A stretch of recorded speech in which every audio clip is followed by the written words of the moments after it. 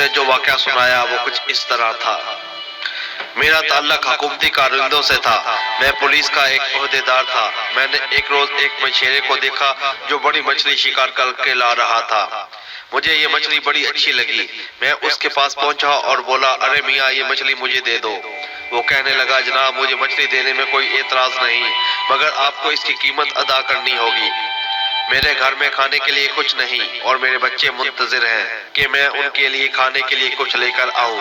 یہ مچھلی میں نے بڑی محنت سے پکڑی ہے۔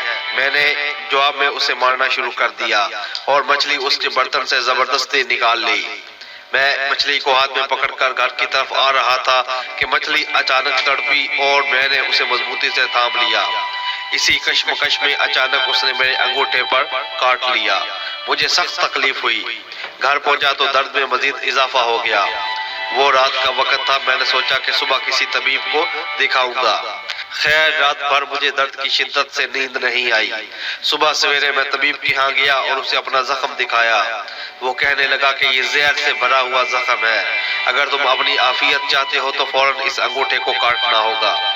اگر تم نے ذرا سی بھی تاخیر کی تو پورا ہاتھ کاٹنا پڑے گا۔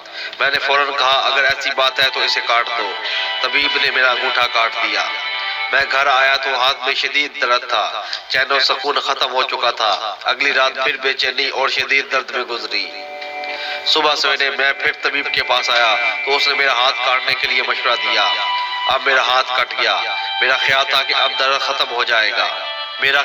اب درد ختم ہو جائے گا، مگر اس میں اضافہ ہوتا چلا گیا۔ مچھلی کا زہر میرے جسم میں مسلسل پھیلنا شروع ہو گیا۔ میں نے چیخو پکار شروع کر دی اور مدد کے لیے پکارنے لگا۔ طبیب نے پھر دیکھا تو کہنے لگا، اس کا ایک ہی علاج ہے کہ تمہارا پورا بازو کاٹ دیا جائے، ورنہ زہر پورے جسم میں پھیل جائے گا۔ محلے کے لوگوں میں سے بہت سے لوگوں نے اس بات کو سنا، یعنی کہ میری بات کا چرچا ہو گیا۔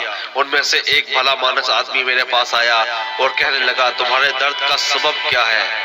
میں نے اسے مچھلی کا واقعہ سنایا۔ وہ کہنے لگا، اللہ کے بندے، جب تمہیں اس نے کاٹا تھا تو اسی وقت مچھیرے کے پاس چلے جاتے، اس سے معافی مانگ لیتے۔ دیکھو اب تمہارا ایک ایک عضو کٹ رہا ہے، اب بھی تمہارے پاس وقت ہے۔ اس مچھیرے کو تلاش کرو اور اس کو کسی طرح راضی کرو۔ محلے دار کی بات میرے دل کو لگی۔ میں نے اسی وقت مچھیرے کی تلاش شروع کر دی، مگر وہ ہمارے شہر سے جا چکا تھا۔ میں نے اس کو ایک دوسرے شہر میں تلاش کر لیا۔ جیسے ہی میں نے اسے دیکھا تو اس کے قدموں میں گر پڑا اور رو رو کر کہنے لگا، مجھے اللہ کے لیے معاف کر دو، مجھے اللہ کے لیے معاف کر دو۔ مچھیرا بولا، تم کون ہو؟ میں نے کہا، میں وہی ہوں جس نے تم پر ظلم اور زیادتی سے مچھلی چھینی تھی۔ میں نے اسے اپنا ہاتھ دکھایا۔ مچھیرے نے میرا ہاتھ دیکھا تو رو پڑا۔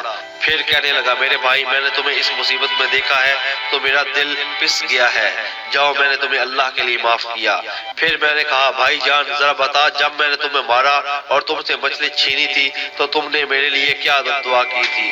مچھیرا کہنے لگا، میں نے کہا، اے اللہ، میں کمزور ہوں، یہ طاقتور ہے، اس نے اپنی طاقت کے بل بوتے پر میرا رزق ظلم اور قہر سے چھین لیا۔